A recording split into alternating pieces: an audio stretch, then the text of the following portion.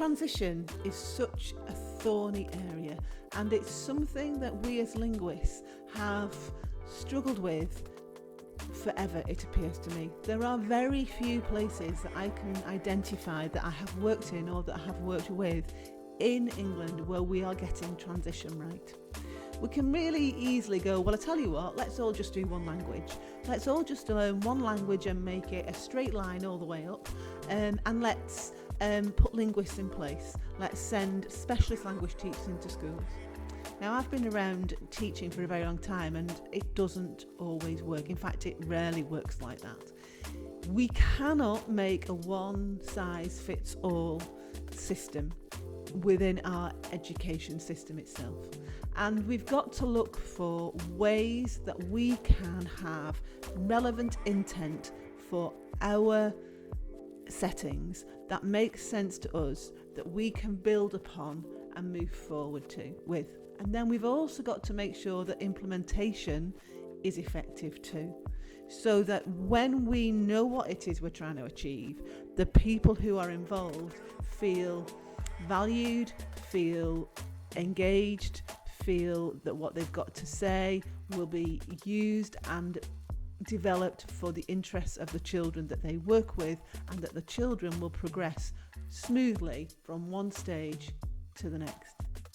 So probably the first thing we've really got to look at is communication and how we communicate with each other. And we need to look at our own settings.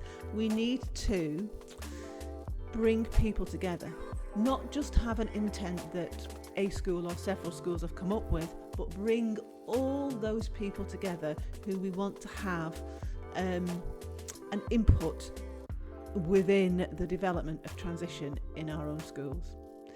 To do this, we've got to have somebody who's going to go out there and meet with all the teachers we want to be involved. So with the primary foreign languages coordinators in the primary schools, and with the secondary Key Stage 3 lead teacher, and with the secondary head of department.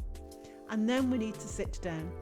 And that first meeting needs to be about intent. What is our intent? What is it that is achievable for us in our learning settings this year, this next academic year?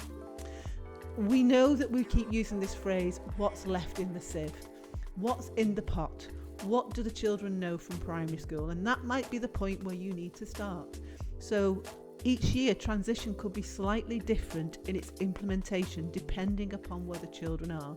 But the intent, the clear intent statement, needs to be a statement that everybody can buy into. And that statement probably has got to be around progress. Progress from where the children are to where you want them to get to. Not, if you do this, then we'll get them to. Or, well, in primary, we do this, so why don't you? But rather that you look at the big picture and you say to yourselves, let's build an intent that we can all buy into, and then let's work slowly toward that.